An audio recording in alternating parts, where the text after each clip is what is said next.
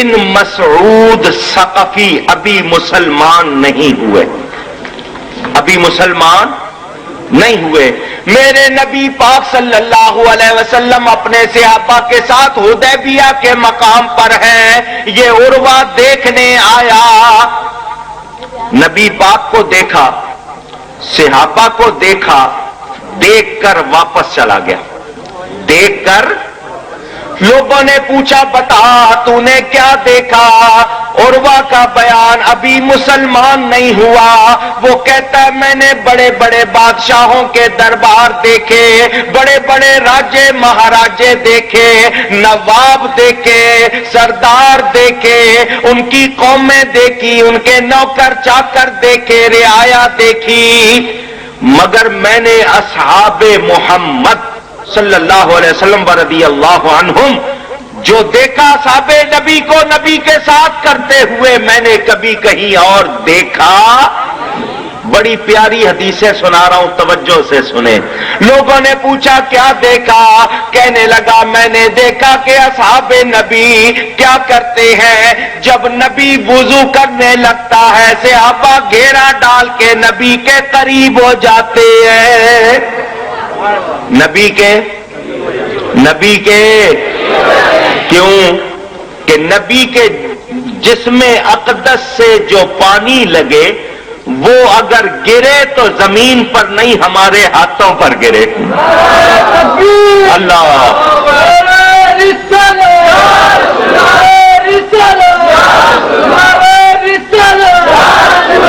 مزہ نہیں آیا؟ اس طرح نعرہ نہ لگا۔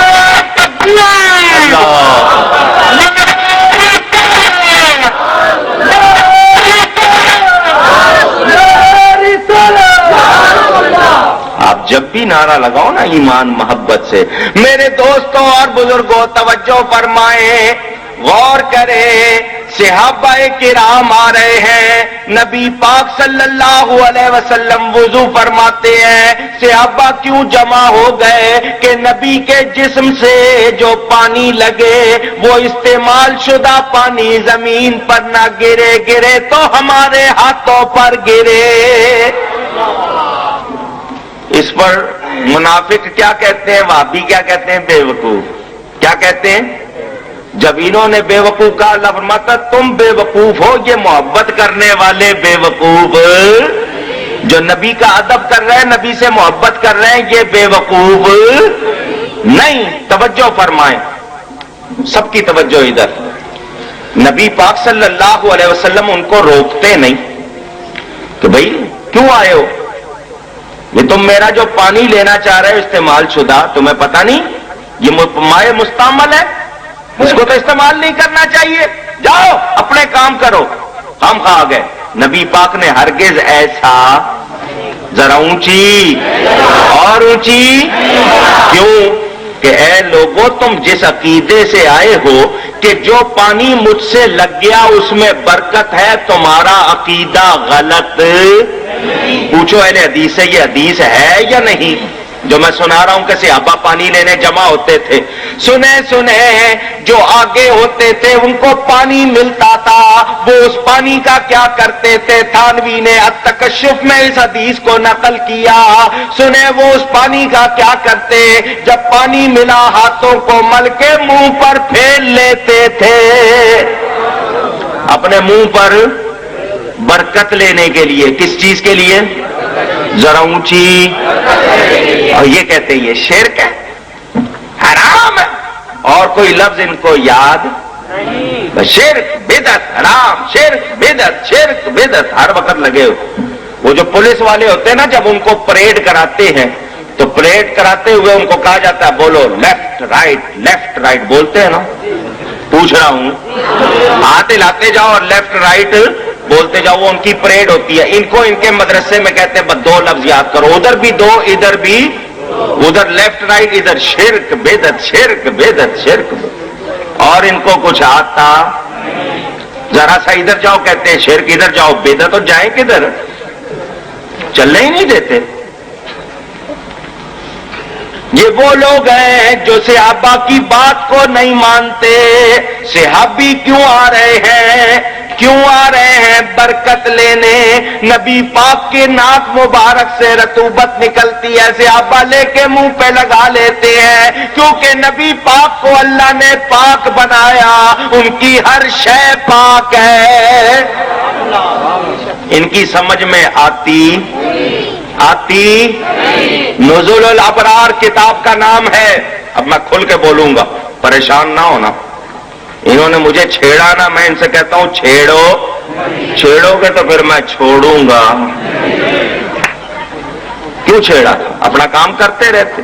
نزول الابرار کتاب کا نام ہے، اٹھا کے دیکھو، اس میں بھی لکھا ہے۔ میں کتابیں ساتھ لایا ہوں، کتاب میرے ہاتھ میں ہے، رسائل اہل حدیث، چھاپنے والے دیوبندی وہابیوں کے رسالے جمع کر کے چھاپے۔ اس کتاب کو دیکھنا ہو جس کو چاہے دیکھ لے، میں آپ کو حوالہ دکھا دیتا ہوں، بعد میں کوئی نہ کہے۔ یہ رسائل اہل حدیث، جمعیت اہل سنت لاہور نام لکھا ہوا ہے، وہاں سے چھپی ہوئی ہے۔ یہ آپ کے سامنے کتاب، اس کے صفحہ نمبر 26 کا حوالہ آپ کو سناتا ہوں، توجہ سے سنیں۔ سننا چاہتے ہیں؟ یہ نبی کی چیزوں کو پاک نہیں کہتے، ان کے نزدیک کیا کیا پاک ہے ذرا سنیں۔ نواب صاحب، نواب وحید الزمان، نواب صدیق حسن خان، بدور الاحلہ، حوالے سن لو۔ انسان کا وہ پانی جس کو منی کہتے ہیں، سمجھتے ہیں؟ سیمنٹ، شراب، مردار، کتا، خنزیر، تمام جانوروں کا پیشاب سوائے حیض و نفاس کے خون کے باقی تمام جانوروں اور انسانوں کا خون سب پاک ہیں۔ یہ اہل حدیث کا عقیدہ ہے۔ کس کا؟ یہ جو اپنے آپ کو اہل حدیث کہلاتے۔ کتا پاک، پیشاب پیو، تمہاری قسمت۔ محرم کی سبیل کے پانی کو شرک کہنے والوں، تمہاری قسمت میں جانوروں کے پیشاب ہیں، پیو۔ خنزیر ان کے نزدیک پاک، کتا پاک تو کھاؤ، چھوڑو پھر کیوں ہماری کسائیوں کی دکان پہ آ کے حلال گوشت لیتے ہو؟ یہ جتنے کتے آوارہ ہیں گورنمنٹ سے کہو سب ان کو سپلائی کیا کرو۔ اور میں آپ کو بتاؤں یہ واقعی کھاتے ہیں، ورنہ اگر کھاتے نہ ہوتے تو اس طرح بھونکتے نہیں ہے۔ میرے پاس اخبار کی کٹنگ موجود شرف پور میں، گو جانتے، بہت اچھی طرح جانتے ہوں گے، ڈاکوؤں کے پاس بہت ہوتی ہے، وہ ان کے نزدیک حلال ہے، انہوں نے کھائی، اخبار کی کٹنگ میرے پاس موجود ہے۔ جب ایسی غذائیں ہوں گی تو پھر باتیں بھی ایسی ہی ہوں گی نا۔ اور ہم کھاتے ہیں حلوہ، ماشاءاللہ نبی کی نعت پڑھتے ہیں۔ فرق صاف ظاہر ہے، دیکھو تو بتا دو، سونگو تو۔ میں اگر اس کتاب کو چھیڑ بیٹھا، اس میں اتنے حوالوں کے نشان، انہوں نے انگریز کی حکومت کو خدا کی رحمت کہا ہے۔ سنیں، حوالہ سنا دیتا ہوں آپ کو میں، صفحہ نمبر 17 اسی کتاب کا لیں جناب، یہ لیجئے۔ آپ میں سے کوئی آ کے پڑھنا چاہیے نہ سمجھے اپنی طرف سے پڑھ رہا ہوں، کتاب میرے سامنے، قرآن شریف رکھا ہوا ہے، جھوٹ نہیں بولتا ہوں، ذمہ داری سے بات کر رہا ہوں۔ سنیں، میاں نذیر حسین صاحب کے شاگرد مولوی تلطف حسین لکھتے ہیں، ہم یہ کہنے سے معذور سمجھے جائیں کہ انگریزی گورنمنٹ ہندوستان میں ہم مسلمانوں کے لیے خدا کی رحمت ہے۔ کیا پتا چلا کس کی پیداوار ہے؟ کس کی پیداوار ہے؟ اور اس کتاب میں یہ حوالہ آپ کو میں سناؤں، اسی صفحہ نمبر 17 میں ان کا نام وہابی سے اہل حدیث کس نے رکھا؟ انگریزوں نے۔ کہاں سے الاٹ کروایا؟ انگریزوں سے۔ اور تمہیں تو اپنا نام انگریزوں سے مانگنا پڑا، تم کہاں سے مسلمانوں کے خیر خواہ نکل آئے ہو؟ سنیں، کوئی فرقہ ہماری تحقیق میں زیادہ تر خیر خواہ اور طالب امن و امان و آسائش رعایا کا اور قدر شناس بندوبست گورنمنٹ کا اس گروہ سے نہیں جو اپنے آپ کو اہل سنت و حدیث کہتا ہے، اور کسی مذہب خاص کا مقلد نہیں۔ کہتے ہیں ہم لوگ ہیں انگریز کے وفادار، ہمارے سوا کوئی اور وفادار، یہ تمہارا ہی نصیب ہے، تم ہی وفادار ہو سکتے ہو انگریز کے، ہم ہو سکتے आला हजरत फाजिल बरेलवी, जॉर्ज पंजुम का जमाना था अंग्रेज का, तो जो टिकट होती थी ना डाक की, उस पर उसकी फोटो बनी थी, उसको उल्टा लगाते थे, तो उसका ताज, उसका सर नीचे बजाय सीधा लगाने के उसको उल्टा लगाते थे कि इसका सर। उन्होंने कभी अंग्रेज की अदालत को अदालत तस्लीम नहीं किया है, कहते हैं खुदा की रहमत। तो ये तो हाल है इनका। इनको शम्सुल उलमा के खिताबात कहां से मिले? अंग्रेज से। मेरी किताब हकाइक मौजूद है यहां, कोई हो तो जरा जल्दी से मुझे एक नुस्खा पहुंचाए, मैं आपको सुनाऊं ये किसको नबी मानते, ये भी आपको मैं अभी सुना देता हूं। तवज्जो से सुने, ये कोई बात हलवे मांडे के झगड़े की नहीं, आपको मैं सुनाता हूं। आपने सुना ये नबी पाक के फुजलाते मुबारका को, नबी की चीजों को पाक नहीं मानते, खिंजीर को पाक। लाए जी किताब दे मुझे, ये मेरी किताब है हकाइक, उनको दे देना, कहना अगर है हिम्मत। इनके एक मौलवी या ने शरकपुर शरीफ में रहता, उसने किताब लिखी थी, उसके जवाब में मैंने लिखी है। 4 साल हो गए मुझे लिखे हुए, उसकी हिम्मत नहीं पड़ी इसका जवाब देने की। और मैं इनको भी चैलेंज करता हूं, हो सके तो इसका जवाब लिख दो ताकि मैं पता लग जाए तुम हो या नहीं। सुने,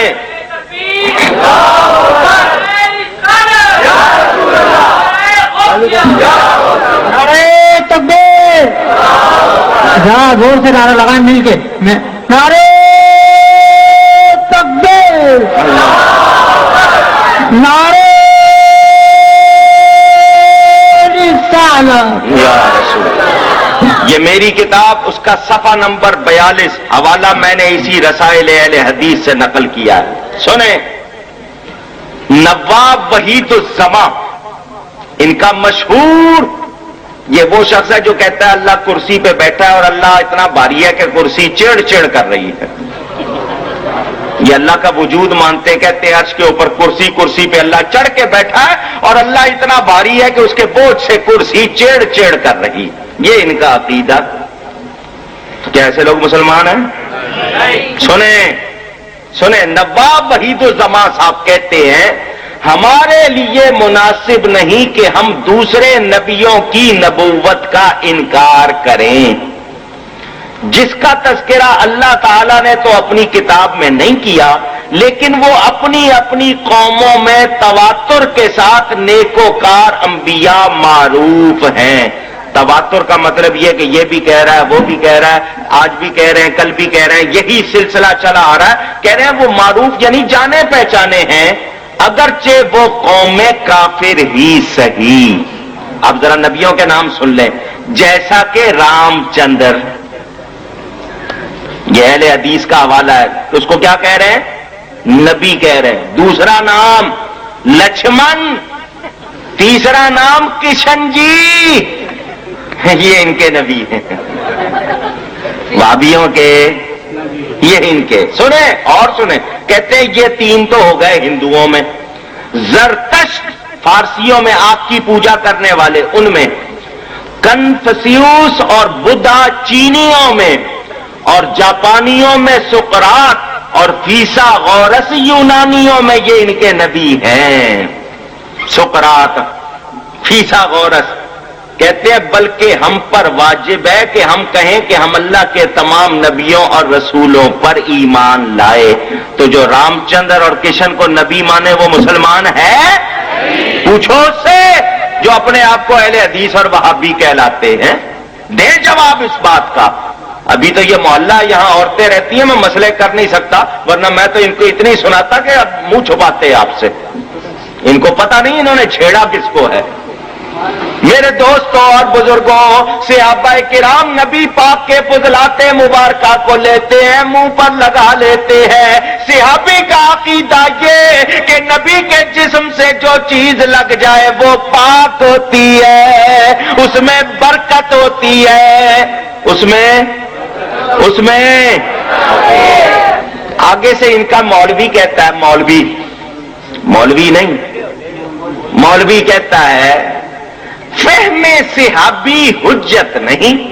फहमे सहाबी का मतलब सहाबी की समझ जो है वो हुज्जत, वो दलील नहीं। तो मेरा आसान सा जवाब, अगर फहमे सहाबी हुज्जत नहीं तो फहमे वहाबी किधर से हुज्जत हो गई? اگر تم صحابی کی سمجھ کو نہیں مانتے، ہم وہابی کی سمجھ کو، ختم ہوئی بات. نہیں، انگریزوں سے ان کا تعلق، اور کیا کیا ان کا تعلق. ان کے نواب صاحب نے ایک میم کو کتنے عرصے پالا گھر میں. انگریز میم کو خود اٹھا کے لے آئے، بچایا، 1300 روپے ملے، شمس العلماء کا خطاب ملا، سرٹیفکیٹ ملے. حوالہ میں نے اس میں نقل کیا، جو غلط ثابت کرے چوک میں کھڑا کر کے مجھے گولی مار دینا. میں تمہیں کچھ نہیں کہتا، اگر حوالہ درست ہو تو میں تمہیں کوئی سزا نہیں دیتا، اتنا ہی کہتا ہوں آؤ اور میرے نبی کا سچا کلمہ پڑھ لو. کوئی کچا حوالہ پیش نہیں کر رہا. سنیں صحابی کا عقیدہ کیا ہے. نبی پاک صلی اللہ علیہ وسلم کے جسم سے لگا ہوا پانی لینے کے لیے تڑپ رہے ہیں. اب سب کو تو پانی نہیں مل رہا، جو آگے ہیں ان کو پانی مل گیا، جو پیچھے ہیں انہوں نے آگے والے سے پوچھا تجھے پانی ملا؟ کہاں؟ کہ اپنے ہاتھ پھیلا. وہ ہاتھ پھیلاتا ہے، یہ اس کے ہاتھ پر ہاتھ مل کے اپنے منہ پہ پھیر لیتا ہے. اللہ اکبر. نعرے تکبیر، نعرے حیدری، نعرے رسالت. ترتیب نہیں بدلی. نعرہ رسالت پہلے، نعرہ حیدری بعد میں ہے، ترتیب نہیں بدلی. میرے دوستوں اور بزرگوں توجہ فرمائیں، بخاری میں حدیث پاک موجود، صحیح بخاری میں ہے تو لے آؤ، نکال کے دکھاتا ہوں. ابھی حضور صلی اللہ علیہ وسلم نے اپنے بال مبارک ترشوائے. نبی پاک بال رکھنے کا یہ تھا، آدھے کان تک رکھتے تھے، کانوں کی لو تک آ جاتے تھے، کبھی کبھی کندھوں تک بھی آ جاتے تھے. یہ 3 طرح بال رکھے، اور یہ رکھتے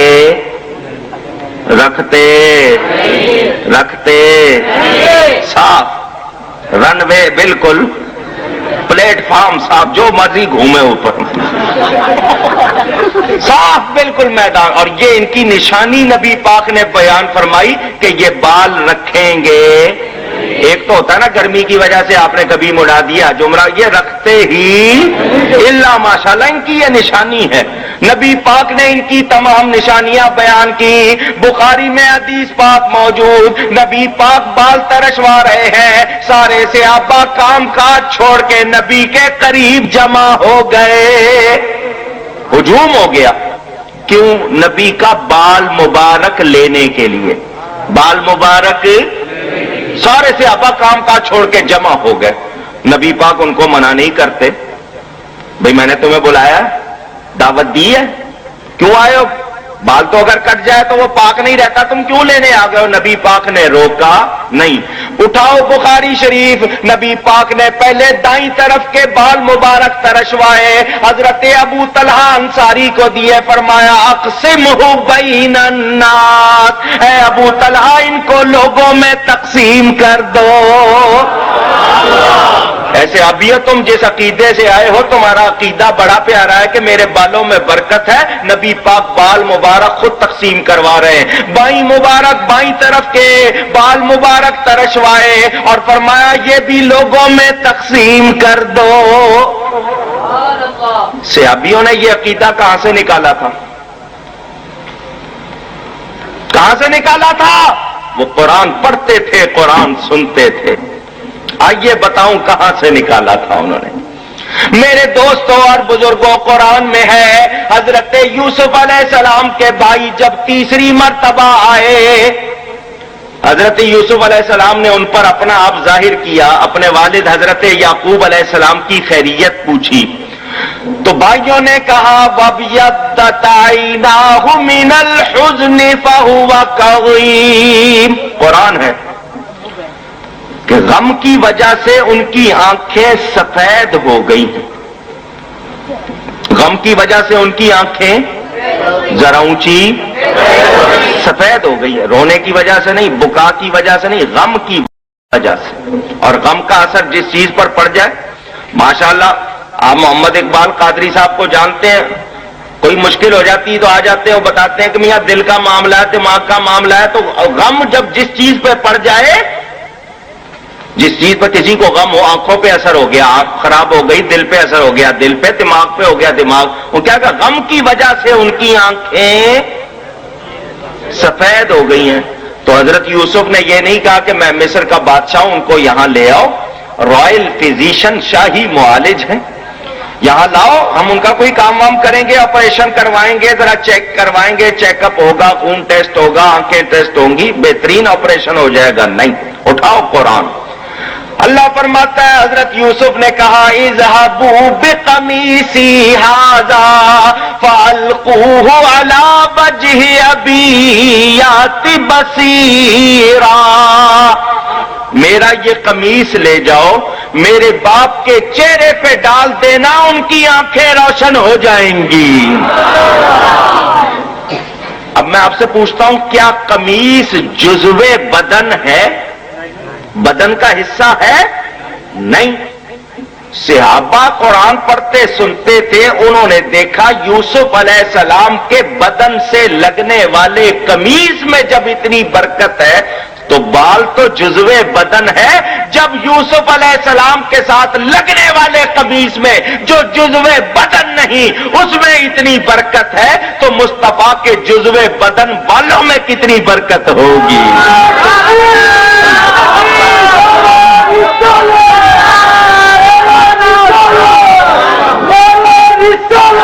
یا رسول اللہ، آپ کے بندے ڈھیلے ہیں، آپ کا نعرہ بڑا جوش، ان میں روٹیاں نہیں کھا کے آئے ہوئے، نعرہ ہی نہیں لگاتے۔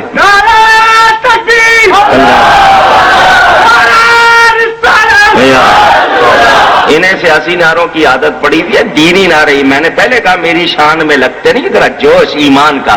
میرے دوستوں اور بزرگوں توجہ فرمائیں، صحابہ نے عقیدہ کہاں سے نکالا؟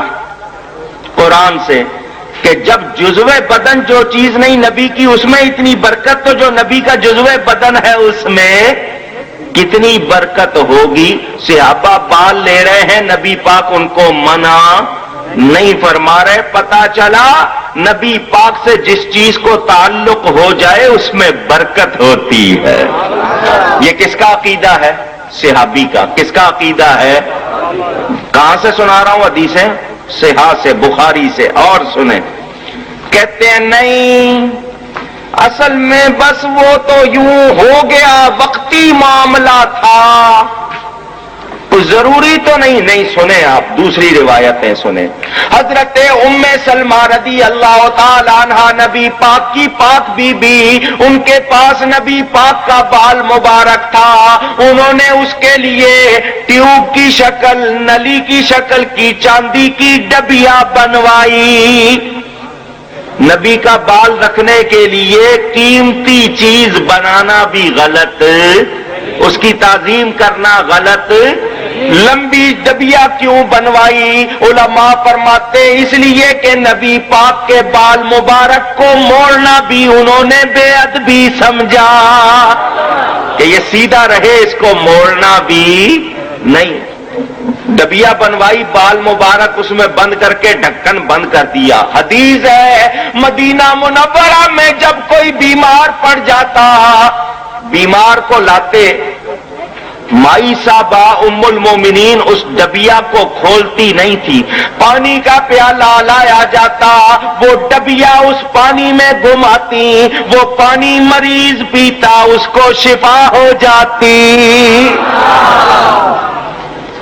نبی کی برکت آئی بال میں، بال لگا ڈبیا سے، برکت آئی ڈبیا میں، ڈبیا گئی پانی میں، برکت کہاں پہنچی؟ پانی گیا مریض کے اندر، برکت کہاں پہنچی؟ پانی گیا مریض کے اندر، تو اس کی بیماری باہر آ گئی۔ یہ کس کا عقیدہ ہے؟ صحابہ کا۔ کس کا عقیدہ ہے؟ صحابیوں کے عقیدے سنا رہا ہوں، اندازہ کر لینا، یہ اپنے آپ کو سپاہی صحابہ کہنے والے اور یہ اپنا تعلق صحابیوں سے جوڑنے والے، یہ وہابی کس حال میں ہے ذرا دیکھ لینا۔ صحابیوں کے عقیدے اور صحیح حدیثوں سے سنا رہا ہوں، ان حدیثوں کو کوئی غلط ثابت کرے آئے میرے سامنے۔ میرے دوستوں اور بزرگوں توجہ فرمائیں، پتہ کیا چلا؟ میرے نبی پاک صلی اللہ علیہ وسلم سے برکت حاصل کرنا صحابہ کا طریقہ تھا۔ اس پر یہ منافق بے ایمان کیا کہتے تھے؟ یہ بے وقوف ہے۔ اللہ فرماتا تم بے وقوف ہو، وہ بے وقوف نہیں۔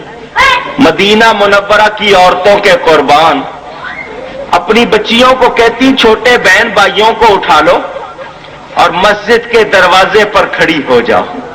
جب اللہ کا نبی نکلے تو سامنے ہو جانا. نبی پاک کی عادت تھی بچوں کے سر پر چہرے پر ہاتھ پھیر دیتے تھے. ماؤں کا عقیدہ کیا, نبی کا ہاتھ لگ جائے گا کبھی دوزخ کی آگ نہیں جلائے گی. اللہ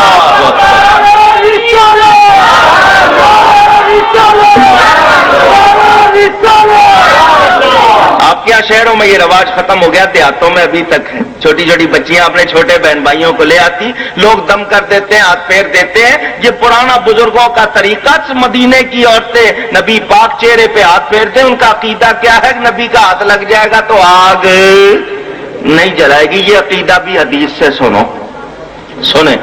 حضرت انس رضی اللہ تعالیٰ عنہ نبی پاک کے صحابی, ان کے گھر میں دوسرے صحابہ آئے, دعوت ہوئی, دسترخوان بچھایا تو وہ اس پہ داغ لگے ہوئے تھے, میلا تھا.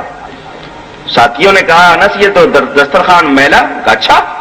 انہوں نے دسترخوان لیا اور تندور میں ڈال دیا. کہاں؟ آگ لگی ہوئی تھی, تندور جس میں روٹیاں پکاتے ہیں اس میں ڈال دیا. وہ لوگ بڑے حیران کے کپڑے کو تو آگ جلا دیتی ہے, تم نے تندور میں ڈال دیا. فرمایا تھوڑا سا دم لو, ٹھہرو, ابھی دیکھو تو ہوتا کیا ہے. 2-3 منٹ گزرے, انہوں نے ہاتھ ڈال کے اس دسترخوان کو نکالا, وہ جلا نہیں بلکہ بالکل صاف ہو گیا, ڈرائی کلین, بالکل صاف. حیران کہ آگ کا کام جلا دینا, اس نے جلایا نہیں, یہ صاف ہو گیا. حضرت انس فرماتے ہیں یہ تو دنیا کی آگ ہے, اس کو جہنم کی آگ بھی نہیں جلا سکتی. تو کیوں؟ بات یہ ہے, ایک دن نبی پاک صلی اللہ علیہ وسلم میرے گھر میں آئے تھے. میں نے نبی پاک کے سامنے یہی دسترخوان بچھایا. نبی پاک نے کھانا تناول فرما کے اس دسترخوان سے اپنے ہاتھ پہنچ لیے تھے. ہمیں اللہ یا غوث, ہمیں دسترخوان سے ہاتھ پہنچنے کی اجازت نہیں, یہ نبی کی شان تھی. کو بزرگ کرے تو اور بات ہے, ہم کہاں سے کر لیں. تو انہوں نے ہاتھ پہنچ لیے تھے. حضرت انس فرماتے ہیں میرا عقیدہ یہ کہ اس کو نبی کے ہاتھ لگے ہوئے ہیں, یہ تو دنیا کی آگ ہے, اس کو جہنم کی آگ بھی نہیں جلا سکتی. اور سنیں خصائص کبریٰ میں امام سیوطی نے اس کو نقل کیا. بڑا مشہور واقعہ ہے, بڑا پیارا واقعہ ہے, دل کے کانوں سے سنیں. جنگ احد میں نبی پاک کا ہونٹ مبارک زخمی ہوا, خون نکلا. نبی پاک نے خون بہایا تاکہ آنے والوں کے لیے اللہ کی راہ میں خون بہانا نبی کی سنت ہو جائے, ان کے لیے اس میں ثواب ہو جائے. اگر نبی یہ کام نہ کرتا تو ہمیں نمونہ کہاں سے ملتا.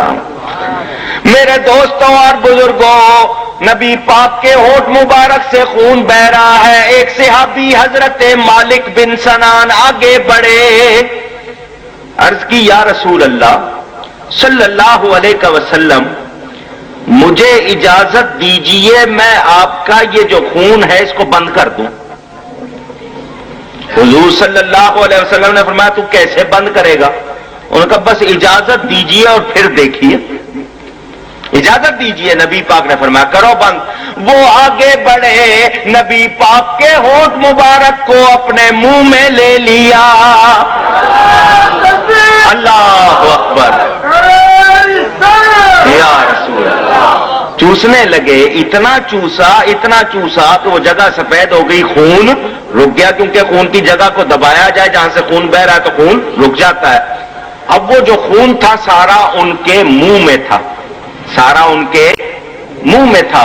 حضور صلی اللہ علیہ وسلم نے فرمایا اس خون کو تھوک دے, پھینک دے.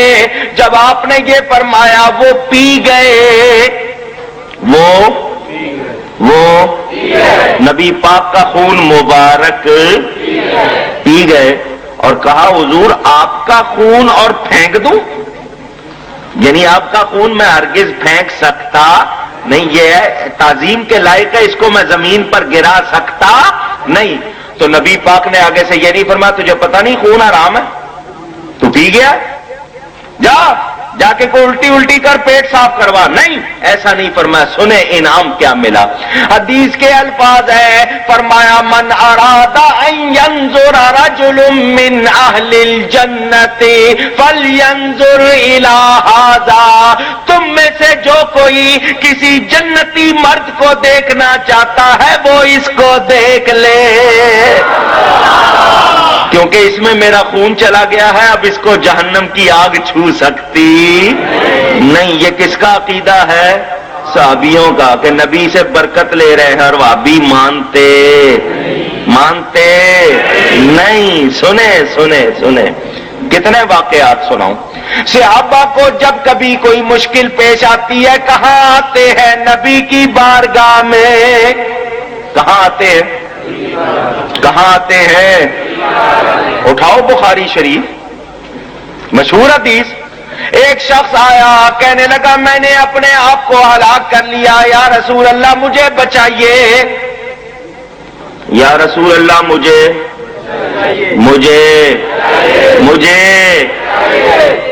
آج کہہ دیں تو کہتے ہیں شرک، آج کہیں تو فتوا کیا لگتا ہے؟ ان کا فتوا یوں چلتا ہے جیسے مشین گن چلتی، آگے دیکھتی بھی نہیں کہ کون ہے کون چلا رہے، انے واہ، کوئی ان کو ہوش، اللہ بچائے ان سے۔ میرے دوستوں اور بزرگوں، یہ کب سے شروع ہوئے؟ یہ میری کتاب پڑھنا، ان کی ابتدا کب سے ہوئی ہے میں نے سب لکھی، اگر آپ کہیں تو میں حوالے پڑھ کے سناتا ہوں۔ یہ تو حضرت عیسیٰ کے کہتے ہیں، حضرت عیسیٰ کا باپ ہے، حضرت عیسیٰ کو بغیر باپ کا نہیں مانتے، تو ان میں اور پھر عیسائیوں میں کیا فرق رہ گیا؟ ان کی کتاب میں لکھا ہے، اور کہتے ہیں ہد ہد پرندے کا نام نہیں ہے، ایک بندہ تھا۔ قرآن میں ہد ہد پرندے کا ذکر ہے، یہ کہتے ہیں وہ جو ایسی باتیں کریں۔ اور حضرت یونس علیہ السلام اور نبیوں کے بارے میں جو کچھ انہوں نے لکھا آپ کو سناؤ، میں نے کہا نا محلہ خواتین ہے، ورنہ میں ان کا گند سناتا آپ کو، ان کا حال کیا کیا چیز ان کے نزدیک پاک ہے، آپ سنیں تو پریشان ہو جائے۔ پڑھنا ہو تو اس کو پڑھ لینا کتاب، پتہ چل جائے گا۔ وہ جو رام کرشن کو نبی مان رہے ہیں ان کا اور کیا حال ہونا ہے۔ میرے دوستوں اور بزرگوں توجہ فرمائیں، صحابہ کرام نبی کی بارگاہ میں آتے اور کہتے حضور ہمیں بچائیے، ہمیں بچائیے۔ حضور صلی اللہ علیہ وسلم کسی خاتون کو یہاں سے نہ چھوڑیں، سب کی توجہ ہٹے گی، بھائی اس طرح نہ کریں، یہ رستہ آپ بند کریں اس کو۔ اگر آپ کو سہولت ہے تو یہاں آگے تک اس طرح گزرے، کوئی خاتون نہ گزرے، کیمرہ بھی آپ نے لگایا ہوا ہے، اس طرح سب چیز آئے گی، جو بھی ہو دوسری طرف سے لے جائے ان کو۔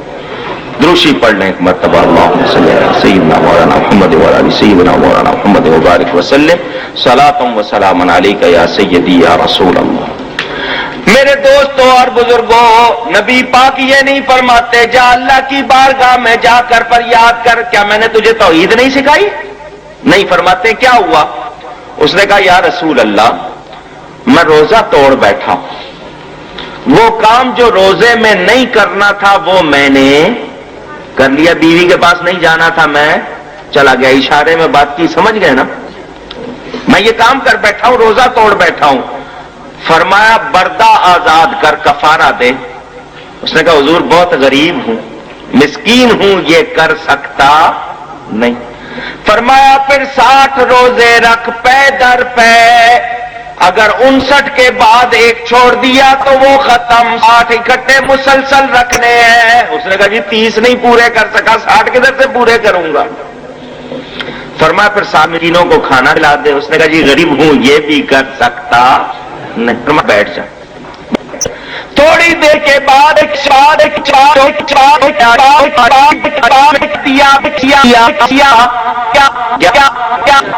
آواز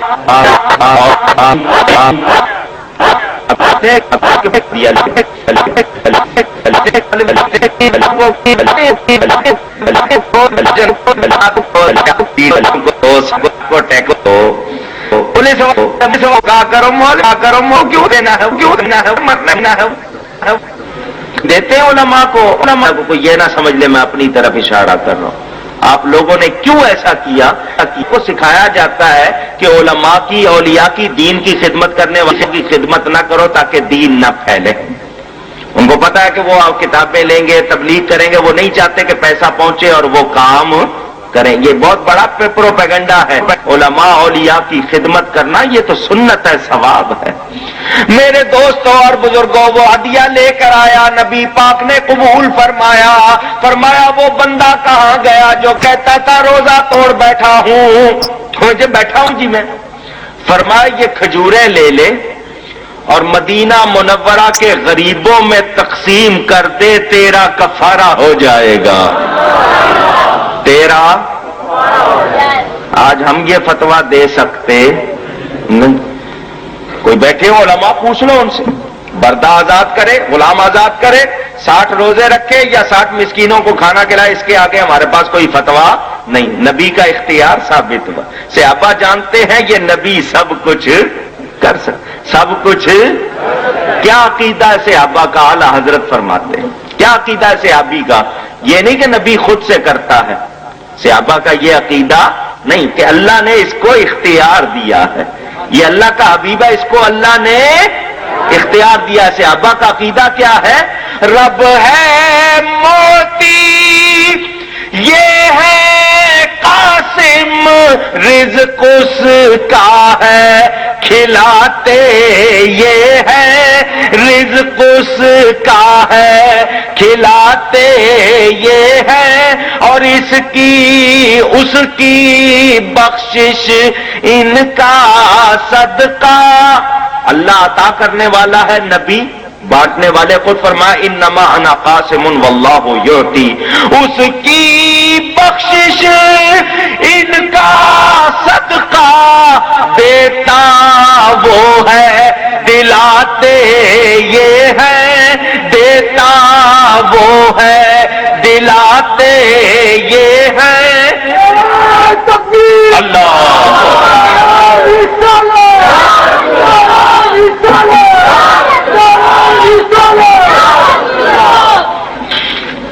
حضور صلی اللہ علیہ وسلم نے جب اس کی یہ بات آپ نے فرمایا کہ لے جا مدینہ منورہ کے غریبوں میں تقسیم کر دے، تیرا کفارہ ہو جائے گا. اس نے وہ ٹوکری لے کے سر پہ رکھی اور آگے سے جو بات کی ذرا توجہ سے سنیے.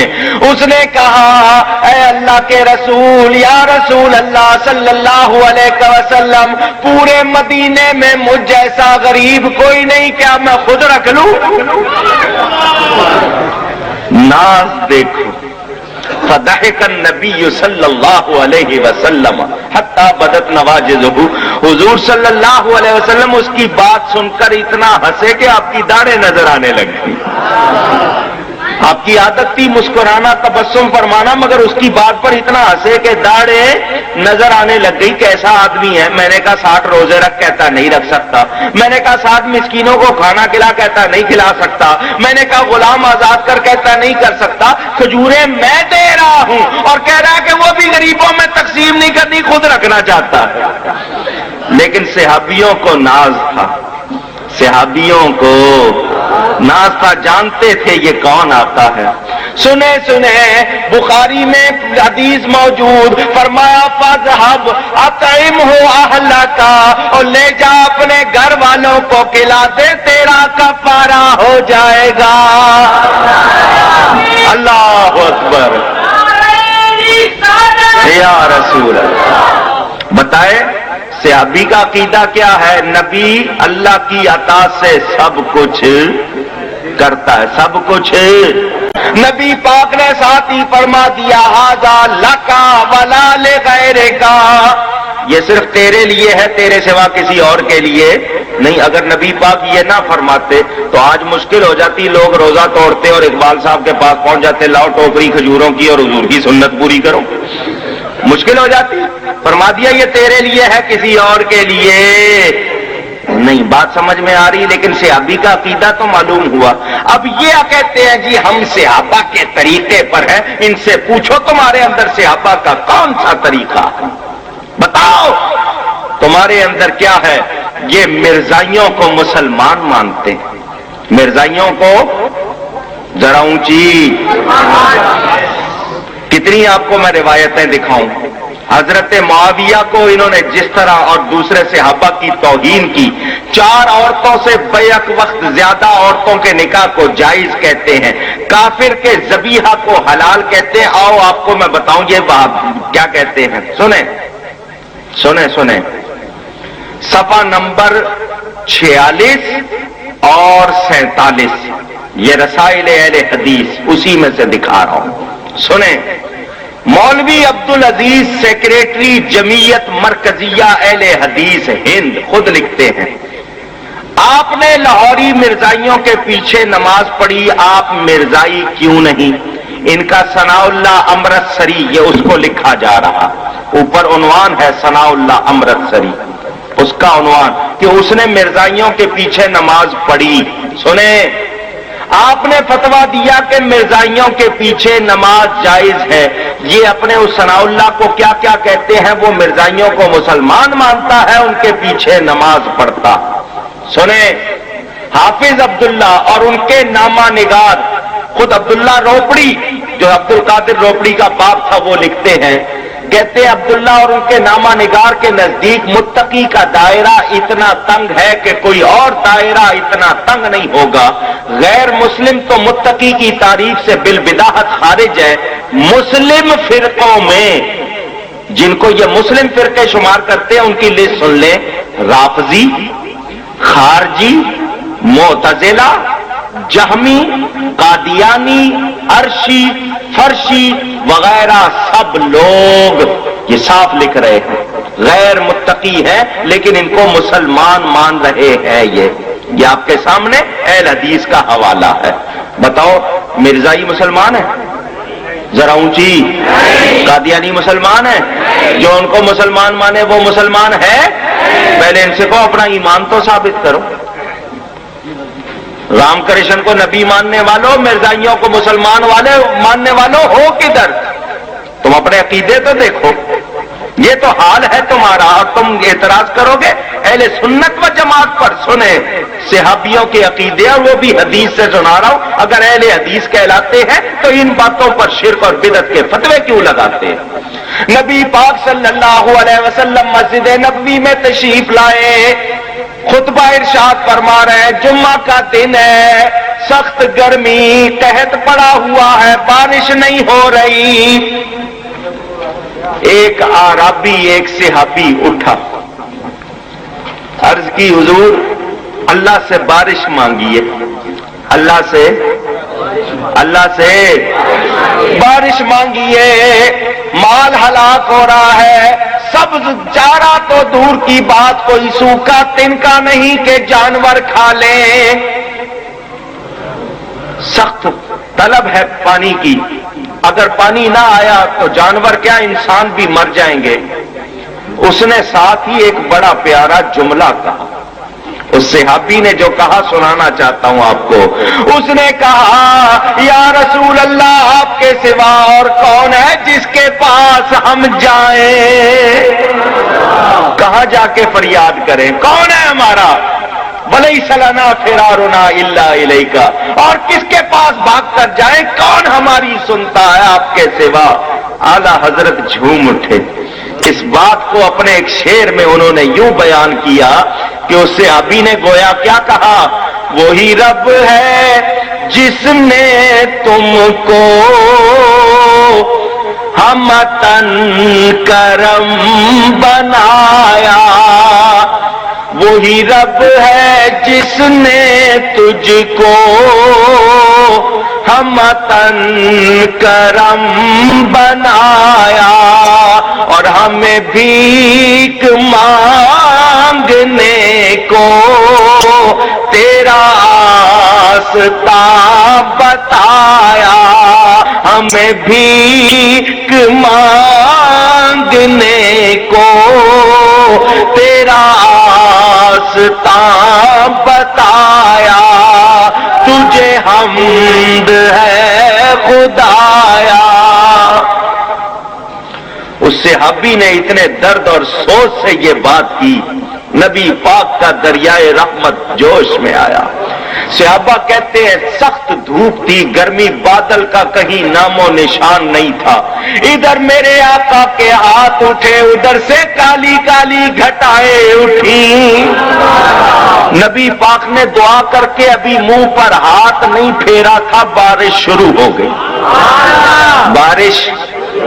بارش جمعہ کا دن بارش ہو رہی ہے، ہفتے کی رات ہو رہی ہے، ہفتے کا دن، اسلام میں رات پہلے ہے، دن بعد میں، آپ تو ہفتہ گزرنے کے بعد ہفتے کی رات کہتے ہیں، اسلام میں پہلے جمعے کا دن، ہفتے کی رات، اور آگے ہفتے کا دن، اتوار کی رات، اتوار، پیر، منگل، بدھ، جمعے رات، اگلا جمعہ آ گیا، بارش بند، کون برساتا ہے بارش؟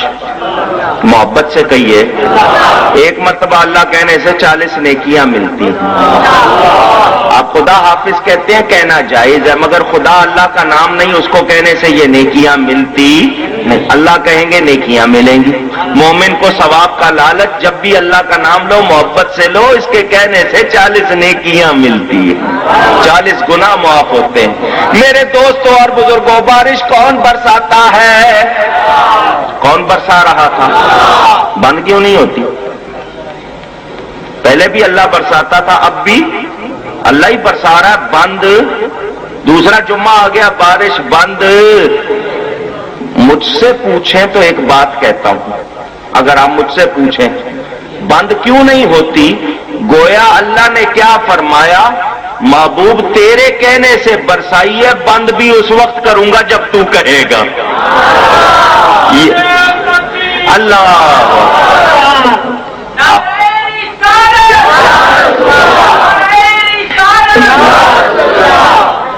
دوسرا جمعہ آ گیا، پہلے جمعے بارش کا نام و نشان نہیں تھا، صحابہ کہتے ہم گھروں میں گئے بھیگتے ہوئے گئے، اب دوسرا جمعہ بھیگتے ہوئے آ رہے ہیں، پانی برس رہا ہے۔ دوسرا جمعہ آیا، وہی شخص پھر اٹھ کے کھڑا ہو گیا، کہنے لگا پہلے اس طرح مر چلے تھے، اب اس طرح مر چلے ہیں، پہلے مر رہے تھے بارش نہیں ہو رہی، اب مر رہے ہیں کہ بند نہیں ہو رہی۔ فرمایا اچھی طرح بارش ہو جانے دے نا، ذرا زمین اچھی طرح پانی جذب کر لے، ذرا سبزہ چارہ ہو جانے دے۔ اس نے کہا حضور ہمارے کچے کچے مکان وہ بھی تو گر جائیں گے۔ فرمایا کیا چاہتا ہے؟ اب صحابی کا طلب دیکھو، مانگ دیکھو۔ حضور فرماتے ہیں کیا چاہتا ہے؟ وہ آگے سے کیا کہتا ہے؟ وہ کہتا ہے حضور یہ بارش ہم پر نہ ہو، ہمارے ارد گرد ہوتی رہے۔ بولو ان وہابیوں سے کر سکتے ہو ایسا کہ اتنے حصے میں ہو اور باقی میں نہ ہو سکتا ہے ایسا؟ نہیں۔ اٹھاؤ بخاری، نبی پاک نے اپنی انگلی پھیرائی اور کہا اللہم حوالینا ولا علینا، ادھر انگلی ہل رہی ہے، ادھر بادل پھٹ رہے ہیں۔ صحابہ کہتے ہیں ہم گھر پہنچے، ہمارے گھروں پر ایک بوند نہیں گر رہی تھی، جنگل میں موسلادھار بارش ہو رہی تھی۔ اللہ یا رسول اللہ، یہ ہے صحابہ کا عقیدہ۔ کیا ہے؟ کس کا عقیدہ؟ صحابہ کا عقیدہ۔ صحابی کیا عقیدہ رکھتے ہیں؟ نبی وہ ہے جو چاہتا ہے حضرت ربیہ ابن کعب کا واقعہ مشہور، بخاری میں حدیث موجود، کتنی سناؤں؟ ان کا کیا حال ہے؟ رب کے سامنے بھی کھڑے ہوں گے نا، اکڑ کے ہاتھ یہاں باندھتے ہیں جہاں جنانیاں ہوں، اکڑ کے کھڑے ہو، ایک ٹانگ دوسرے کے پاؤں پہ چڑھائی ہوئی، ادھر والی ادھر کے اوپر چڑھائی ہوئی۔ کہتے ہیں کیوں؟ کہتے ہیں راستہ چھوڑیں تو شیطان گزرتا، اور یہ جو بیچ کا پھاٹک کھول دیتے ہو۔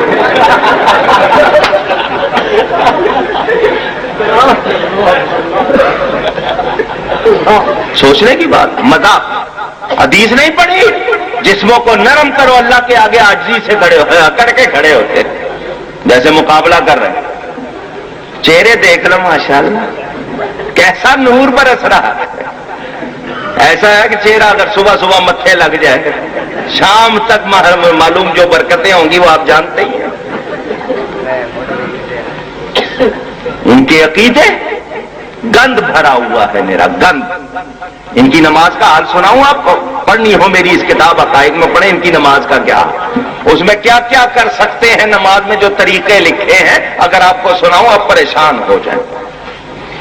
میں نے اتنا گند کسی اور فرقے میں نہیں پڑھا جو گند ان کے ہاں لکھا ہو۔ وہ نزول الابرار پوری سناؤں، فقہ محمدیہ اور فقہ کلام سناؤں آپ کو تو پریشان۔ ارے اٹھاؤ اپنا فتاوی سنائیہ اور اس میں پڑھو، یہ اہل حدیث ہونا عمل ہے، مذہب نہیں ہے۔ تم نے انگریز سے اپنا نام الاٹ کروایا ہے، تم انگریز کی پیداوار ہو، اپنا تواتر دکھاؤ۔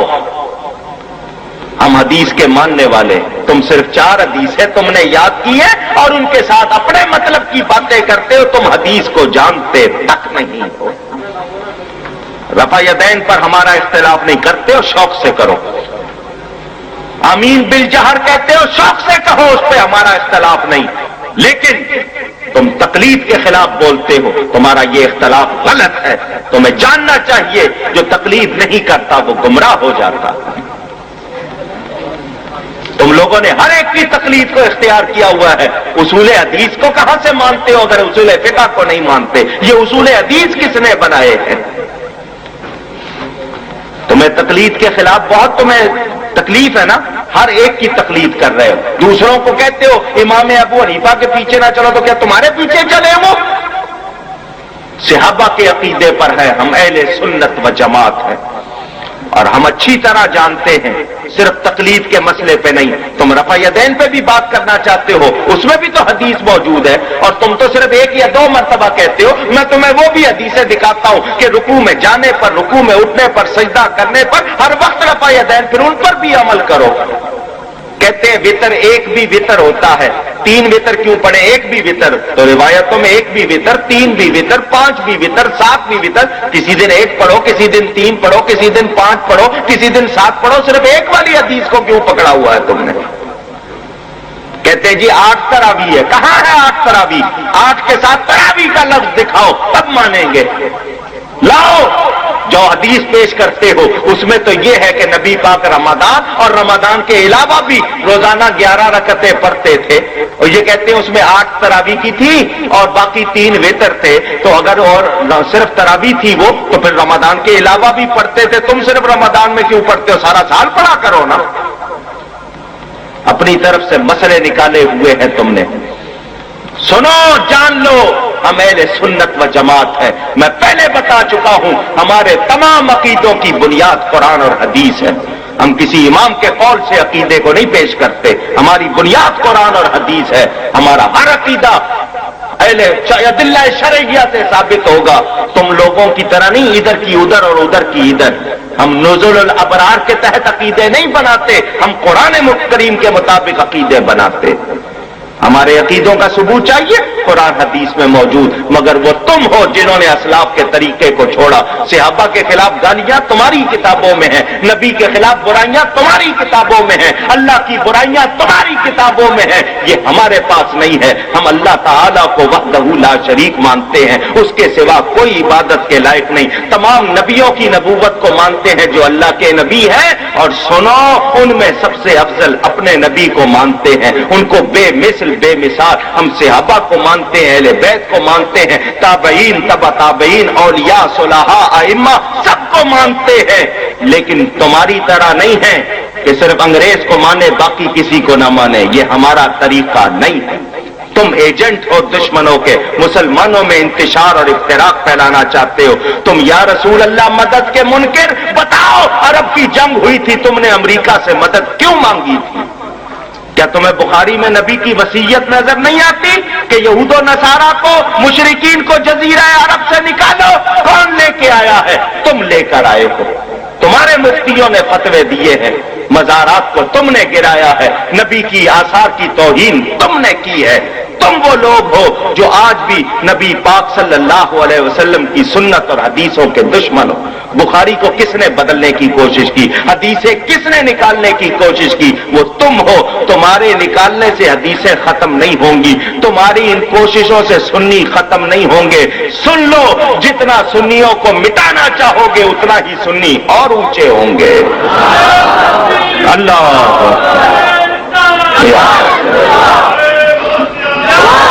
میں نے بخاری کی چند حدیثیں سنا کر عقائد سنائے ہیں، ابھی میری تقریر مکمل نہیں ہوئی. اگر اتنی بات پر بھی اصلاح نہیں ہوئی, آؤ حوالوں کے ساتھ بات کرو.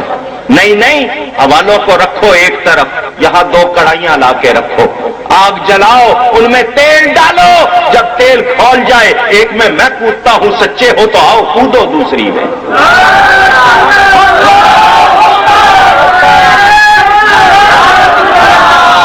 جو بچ گیا وہ سچا, جو مر گیا وہ جھوٹا. آؤ, مجھے اپنی صداقت پر یقین ہے, میرا عقیدہ سچا, میرا نبی سچا, میرا امام اعظم سچا, میرا غوث اعظم سچا ہے.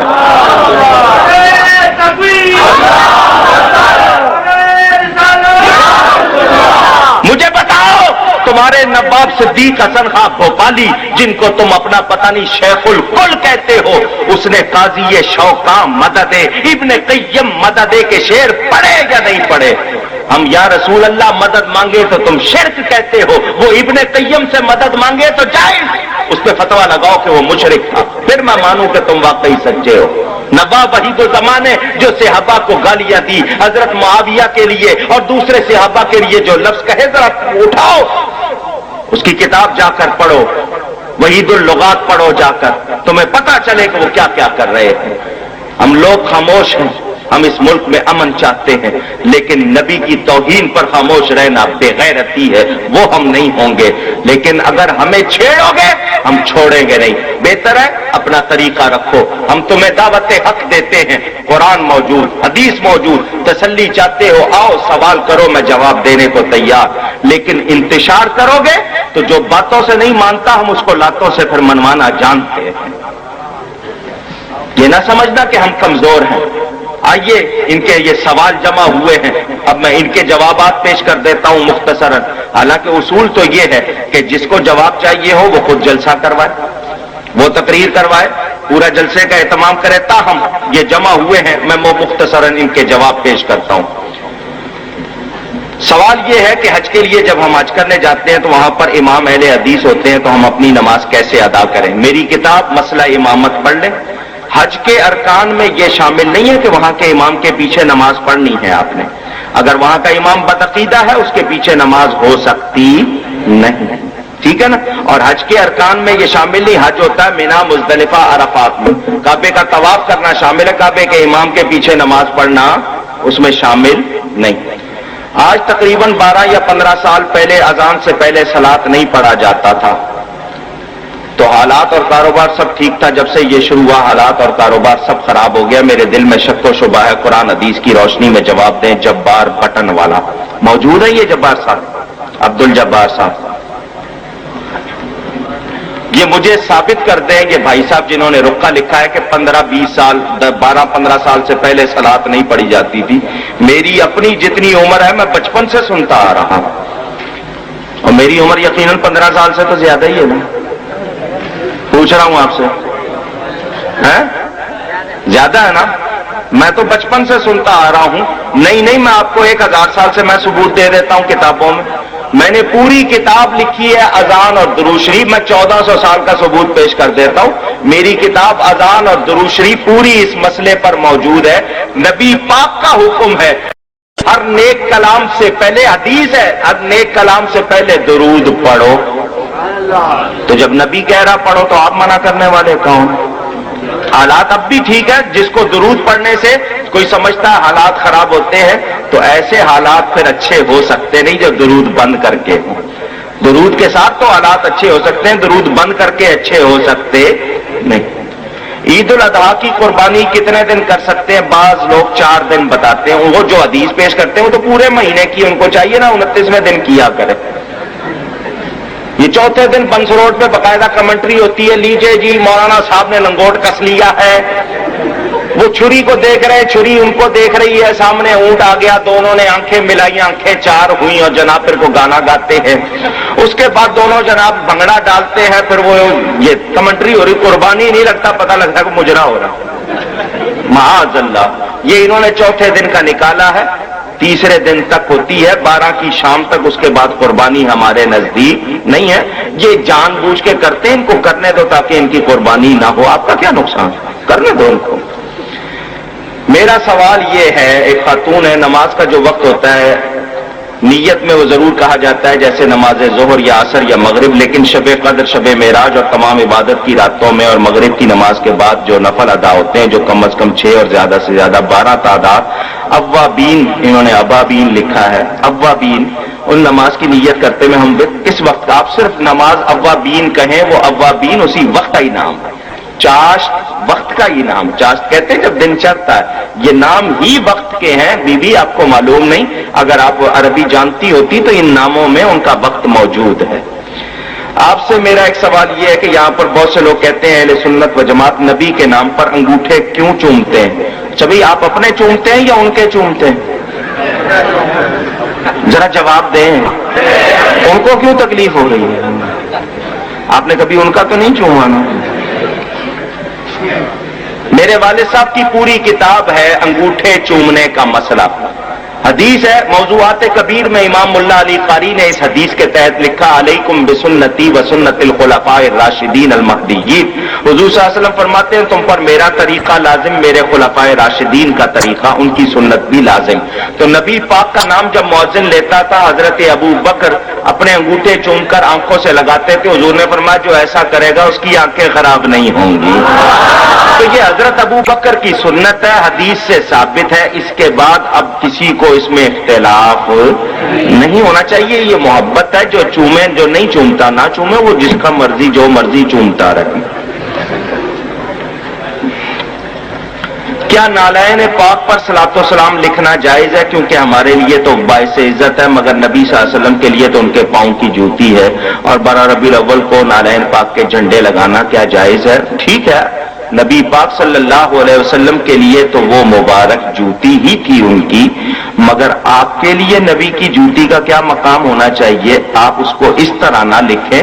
آپ کے لیے وہ کتنی عزت کی باعث ہے کہ قرآن پڑھے، حضرت موسیٰ علیہ السلام جب جاتے ہیں وادی میں، مقدس وادی میں، اللہ فرماتا فخلا نعلیک، اپنی جوتیاں اتار دو۔ نبی پاک کو اللہ نے یہ نہیں فرمایا، وہ عرش پر گئے ہیں۔ محدثین کے طریق پر یہ ثابت نہیں، محدثین کا جو ہوتا ہے نا معاملہ بڑا سخت، ان کے طریق پر یہ ثابت نہیں کہ نبی پاک نالین شریف سمیت عرش پر گئے، مگر کسی کچی حدیث میں بھی یہ نہیں ہے کہ بغیر اس کے گئے۔ اگر وہ ثابت نہیں ہے تو یہ بھی ثابت نہیں، اور وہ کتنی عزت کی بات ہے۔ ذات السعید میں تھانوی نے لکھا، اس کے علاوہ علماء اہل حدیث کے میں تمہیں دکھا دوں کہ اس کے لیے برکات ثابت ہے اور اس میں کوئی غلط بات نہیں ہے۔ ہم اس کو عزت سمجھتے ہیں، دیکھ لیں میرے سینے پہ، میرے دل پہ لگی ہوئی ہے، آپ کو نہیں پسند ہے نہ ہو، ہم تو سمجھتے ہیں اگر ہمیں مل جائے تو ہم تو اپنے آپ کو بادشاہ سمجھیں گے۔ یہ محبت کی بات ہے، آپ کو اگر اس سے غرض نہ ہو، لیکن یہ کہ اس کے اندر لکھنا یہ کوئی ایسا مسئلہ نہیں ہے۔ حضرت عمر کی روایت موجود، جانوروں پر وہ اللہ کا نام لکھتے تھے، ان کی رانوں پر، حدیث میں موجود ہے، لیکن چونکہ یہاں لوگ اس سے صحیح طرح واقف نہیں ہیں تو اس میں ایسے کلمات اگر نہ لکھے جائیں تو بہتر ہے، ورنہ منع نہیں۔ ہمارے علاقے کے مسائل، مزارات اولیاء کرام پر جانا اور نظر و نیاز کرنا اور ان کے وسیلے سے مانگنا اور چادر چڑھانا کیسا؟ سوال نمبر 2، انگوٹھے چومنا کیسا؟ سوال نمبر 3، یا رسول اللہ کہنا کیسا اور درود و اسلام پڑھنا کیسا؟ سوال نمبر 4، 40واں تیجا اور قبر پر اذان دینا کیسا؟ سوال نمبر 5، نعت پڑھنا کیسا اور کیوں پڑھی جاتی ہے؟ سوال نمبر 6، والدین اور پیر صاحب کے ہاتھ چومنا کیسا؟ سوال نمبر 7، دیوبندی کہتے ہیں معاذ اللہ محمد ہمارے بڑے بھائی ہیں۔ سوال نمبر 8، ربیع النور میں چراغاں کرنا، لنگر کرنا، صدقے کرنا، جلسے جلوس نکالنا کیسا؟ سوال نمبر 9، نماز میں رفع یدین کرنا کیسا، اس کے بارے میں بتائیے۔ سوال نمبر 10، رسول اللہ کو دیوار کے پیچھے کا علم نہیں، کیا یہ مسلمان کہلانے کے حقدار ہے؟ سوال نمبر 11، اذان سے پہلے صلاۃ و سلام پڑھنا کیسا، ذرا اس کے بارے میں بتائیں۔ اول تو میں ان تمام چیزوں کا بغیر پڑھے تقریر میں جواب دے چکا ہوں۔ میری تقریر میں ان سب چیزوں کا جواب تھا یا نہیں؟ مختصراً اگر آپ کو سننا ہے سنیں۔ پہلا سوال، مزارات اولیاء کرام پر جانا اور نظر و نیاز کرنا، کون سی آیت یا کون سی حدیث ہے جس میں مزار پر جانا منع؟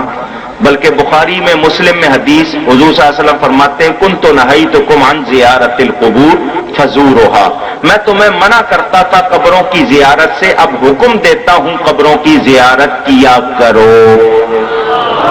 بخاری میں حدیث، مسلم میں حدیث، صحیح میں موجود. کون فرما رہا ہے؟ نبی پاک فرما رہا ہے مزاروں کی زیارت، قبروں کی زیارت ذرا اونچی اور اونچی، نبی پاک فرما رہے ہیں. اگر آپ کو فتاوی ثنائیہ اور فتاوی نظیریہ جو اہل حدیث کے ہیں اور دیوبندیوں سے چاہیے تو میری نئی کتاب والدین رسالت مآب اور اس کے ساتھ رسالہ قبر کے احکام و آداب، میں نے اس میں تمام روایتیں دیوبندیوں، وہابیوں، اہل حدیث وغیرہ سب کی نقل کی ہیں، اس میں ان کا بھی حوالہ موجود، ابن تیمیہ، ابن قیم کے حوالے موجود، جو جن کو یہ وہابی اپنا بابا آدم سمجھتے ہیں، اپنا پوپ سمجھتے ہیں، ان کے بھی میں نے حوالے نقل کیے ہیں. مزارات پر جانا منع نہیں ہے، کسی نے منع نہیں کیا. رہا نظر و نیاز، آپ نظر اور نیاز کس کو کہتے ہیں پہلے یہ بتائیں. اگر یہ ہے کہ اللہ کی راہ میں کوئی چیز قربان کرنا، کھانے پینے کی یا دینا، اور اس کا ثواب کسی کو بخشنا، جس کو ایصال ثواب کہتے ہیں، اس میں کوئی اختلاف نہیں. ایصال ثواب اختلافی موضوع نہیں. اور والذین جاءوا من بعدهم یقولون ربنا اغفر لنا ولاخواننا الذین سبقونا بالایمان. قرآن سے ثابت کہ بعد میں آنے والے اپنے پہلے گزر جانے والے ایمانی بھائیوں کے لیے بخشش کی دعا کرتے ہیں. دعا بھی عمل، کوئی چیز دینا، نیکی کرنا، صدقہ کرنا، یہ بھی زندے کا عمل، اور اس سے مردے کو فائدہ ہونا، یہ قرآن حدیث سے ثابت، اس میں کوئی شبہ نہیں. جنازہ آپ پڑھتے ہیں، یہ عمل زندے کا، بتائیے مردے کو فائدہ ہوتا ہے یا نہیں؟ ہر نماز میں آپ کہتے ہیں ربنا اغفر لی ولوالدی وللمؤمنین یوم یقوم الحساب، تو یہ آپ دعا کرتے ہیں یا اللہ مجھے بخش دے، میرے ماں باپ کو اور تمام مومنوں کو قیامت کے دن.